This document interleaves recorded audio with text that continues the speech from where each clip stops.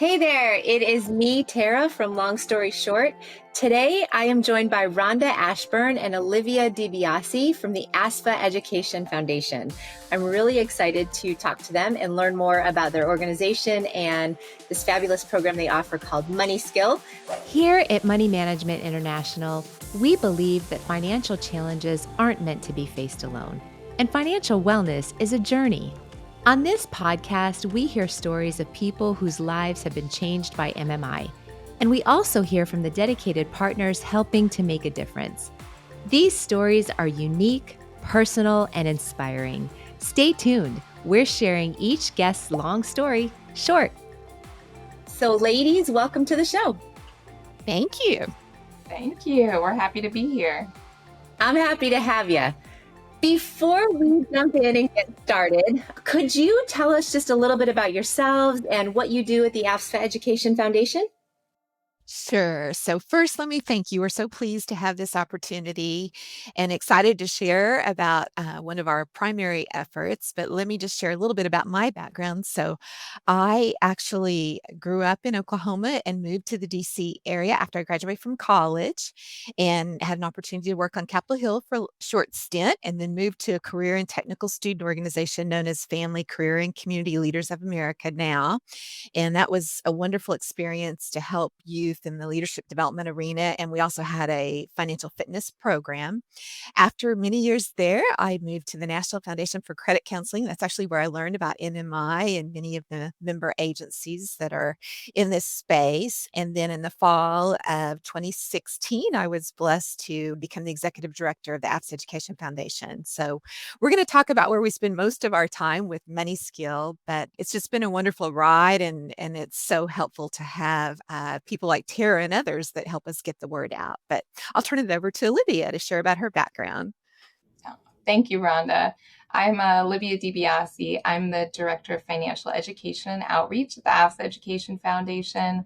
I've been in the role for about 5 years, and in my position, I'm really taking the lead on anything and everything related to our MoneySKILL program and the related services around that. I spend a lot of time going to educator conferences nationally and regionally, sharing with teachers about what we have to offer in the personal finance education space. And interestingly, like Rhonda, I also started out before this role at the National Foundation for Credit Counseling, so was able to work with MMI in that capacity too. So I'm excited to share more about what we have to offer today. Thank you so much. Again, very, very happy to have you on the show. I think this is going to be a fantastic episode. Rhonda, could you tell us a little bit more about the mission and history of the Education Foundation?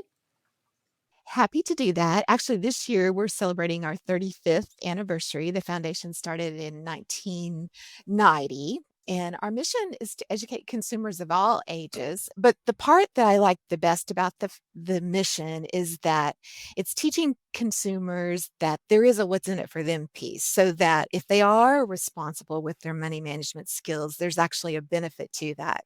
We, of course, also are focused on the credit process. We want them to understand that. But we spend most of our time on our personal finance curriculum called MoneySKILL that we've mentioned. And it's a very fulfilling way to help make a difference in it, where there's a tremendous need, as I'm sure you've addressed on previous episodes of the podcast. But we do this work every day, and we're thankful to have the opportunity. Yeah, you're absolutely right. And I say it all the time. It feels like financial wellness or, just finances in general is one of those things that we should be talking about from the time we're this big, and we just don't. Right. And then it takes a conversation like this, or maybe a life event to happen, and then we start the conversation. So tell us a little bit more about why financial education is so important. Well, for me personally, it's probably not the traditional path, but at an early age, actually in elementary school, to your point about the importance of getting it early, you can't stress that enough. I joined 4-H. One of the options for projects is you check it off on your enrollment card. I picked consumer education, and that led to a plethora of opportunities and helped me see how being an educated consumer connects to so many different aspects of our lives and how those skills are so important and needed. And we see that, it's not only through our own personal experiences, but there's survey after survey that shows those consumers having lower financial literacy levels are more likely to be over indebted, are more likely to be facing challenges in their day-to-day expenses, and sadly may not have an emergency savings account. So that if there is a financial shock, as you mentioned earlier, that can be a deal breaker, and that can happen to anybody. But thankfully, on the other side of the coin, there are also studies that show that an increased financial literacy skills, you're more likely to be more confident, make better decisions, more likely to save so that you can have those emergency savings in place. So we're thankful that through MoneySKILL, we can help middle, high school, college, and beyond have one more tool in the toolkit, get those foundational skills that they can build upon, and ideally be on the path to where they're not going to experience some of those challenges that many Americans face across our country. Yeah, I love it. So, Olivia, without further ado, tell us more about MoneySkill. Yeah, absolutely. So MoneySKILL, it is the AFSA Education Foundation. It's our flagship program. So it was developed in 2002 as one of the first personal finance courses available online. And we make it free to educators. And this includes, everyone from teachers to nonprofit educators to even parents. So if there's anyone listening who has kids or adult children who might benefit from financial education, MoneySKILL, it's certainly a resource that goes beyond just the classroom and can be used for educating in a variety of different formats. It consists of 37 different modules available in English and Spanish, and the topics really focus on a wide variety of different personal finance topics. So, it covers everything from the basics like budgeting and money management, accessing credit, understanding the pitfalls of having too much debt, and it covers more in-depth topics too. So what I always think of as more niche subjects, but I think are really important. So, protecting yourself against identity theft, planning for retirement, understanding insurance.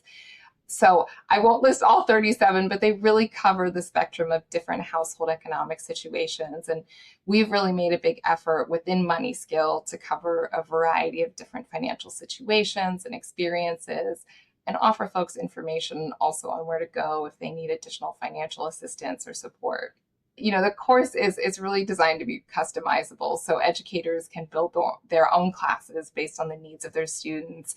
And for parents or grandparents who may be using it, they can also craft a course that's going to be relevant to their needs and what their kids are interested in. So it's a very flexible tool, and we're excited to be able to offer it, most importantly, for free. So it's a great resource.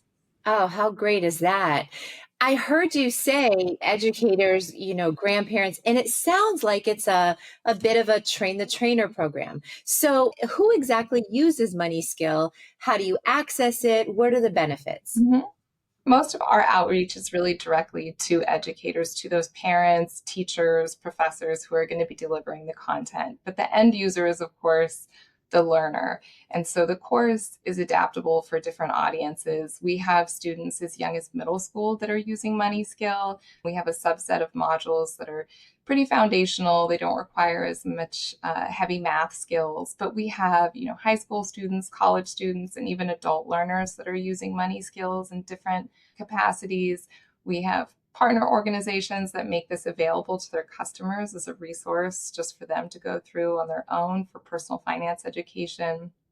And it's all web-based. There's no downloads or apps required. And it is truly free to use. So it's ad-free as well. So there's no pop-up ads or any hidden costs. And it's really well suited to be done, at home, in virtual learning environments, or we have plenty of teachers that are using it actually inside the classroom as well. And, I've talked a lot about parents being able to use it. There's no, specialized teacher training. So, you don't need to be a personal finance expert yourself to set up a MoneySkill class for somebody else or for your students. And we designed it that way on purpose. There's, not all teachers or parents are confident in delivering a personal finance lesson.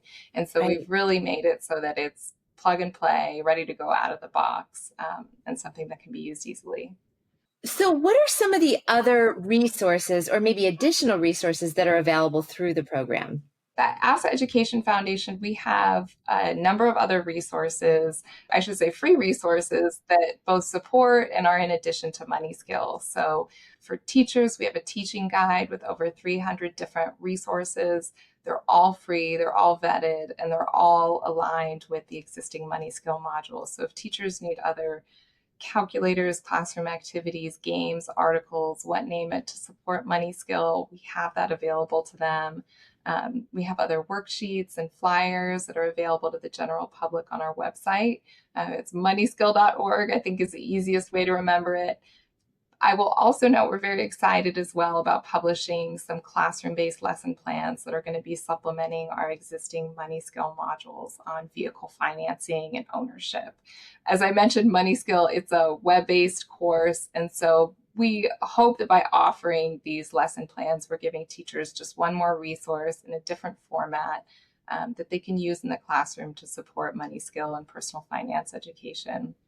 And then for anybody who's listening who's not an educator and who maybe doesn't have a need for lesson plans or classroom-based activities, we have what is called a MoneySKILL Ambassador Toolkit. And so for anybody who's interested in looking to find ways to bring personal finance education to their community, their different networks. This toolkit has email, social media templates that can help support you in doing outreach to promote financial education. So we have other resources like that as well. And we hope that there's some that folks will find interesting. So fantastic tools and resources and availability. And it sounds like this is really a program that can get out to the masses when and where they need it. So Rhonda, how do you know that this curriculum is working? We are so fortunate that we can prove through a study that we did, actually, that was published in 2023. We worked with Dr. Carly Urban out of Montana State University, and she was able to show that there's been 65% of growth as far as looking at the pre and the post test of the students, and 90% growth overall for all students. So that demonstrates the knowledge piece, but then also on the behavior front, just to give you one nugget, schools that do have MoneySKILL, about 50% of US counties is what her research showed, but schools that do have or offering MoneySKILL or have had MoneySKILL users are more likely to have students complete the FAFSA application. So it's demonstrating their knowledge of low-cost financing options. And you're welcome to check out more resources as far as that particular study. The full study's on our website at moneyskill.org, or you can access a one-pager that has some of the key knowledge and behavior highlights, if you will. So that's our Wow. proof. But Tara, I think it's important to acknowledge that we do an annual satisfaction survey, and the teachers are very supportive. I mean, they tend to use MoneySKILL over and over. Once they get it, they like it, they love it, they tell other people about it. In fact, that's actually one of the key ways that we get the word out is through buzz marketing of current instructors using it, because they speak so highly of it and they have such positive experiences. And we're driven by what they tell us. So if educators have a need that's financially feasible for us, we try to meet that need so that they can be better in the classroom. I love that term, buzz marketing. I'm going to steal it. I think it's a marketing term. Maybe it's just when I Yeah, I created, love Tara. it. I I don't love know. it. So much nicer than word of mouth. So beyond buzz marketing, my new term, if I'm a grandparent or a parent or an educator, a community member, and I want to get the word out, a church person, how do I collaborate with the AFSA Education Foundation? Right. Well, Olivia mentioned one of my favorite tools, our Ambassador Toolkit. But another piece that we do it's really a good opportunity for other nonprofits, businesses, I mean, whether you're a small business or you're, running a Fortune 500 company, it works for all different types of organizations that care about their employees and or their customers having access to this content. So we collaborate, one of my favorite words, on a joint MoneySkill microsite that, recognizes both the foundation and the particular entity. And then that organization gets to choose, like, do they want to offer all the modules? Do they want to offer it in English and Spanish? How would they like for it to look internally? And that's been a good way for us to get the word out to some new audiences in addition to the more traditional classroom environment situations. This is like a different type because it's giving the content straight to the user without that teacher being engaged. So it's feel free. You can reach us on our site. There's an info@moneyskill.org where you can reach out if you're interested in that, or you can always look us up on the internet, but we're happy to visit about that. We're firm believers in not reinventing the wheel. So if something exists and it's working, rather than us creating our own MoneySkill version, that's just not the way we want to go. We want to leverage our resources more than that and in the most appropriate way, as any family would do with their budget, right? You're so careful about how you spend those resources. You've got to look at the needs first, etc. Yes, definitely. So I got to ask you this question because on this podcast, we talk all about debt, right? And debt and financial wellness and budgeting and saving. I think about these like a puzzle. They all go together. But I ask everybody this question. And so I'm going to ask you, Rhonda. Here at MMI, we are working, and through this show, we are working hard to break the stigma around debt. We all have it. We got to talk about it. So what are you guys at the AFSA Education Foundation doing to break this stigma as well?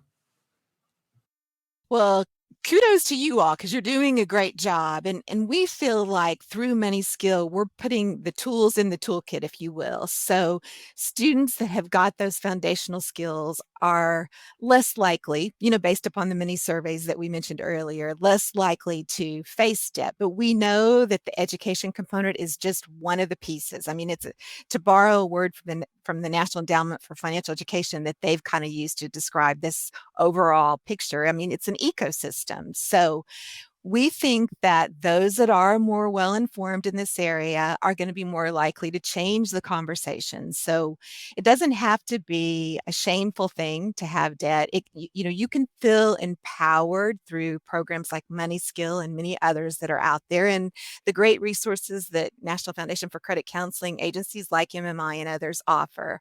I always say it takes everybody working together.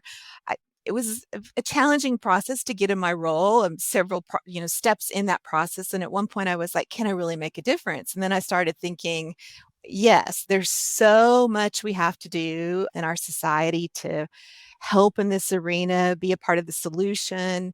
And we feel like through MoneySkill, we are giving learners a chance to, you know, pick up those valuable foundation skills that can help them long term and put them on a successful path to a bright financial future. Wonderful.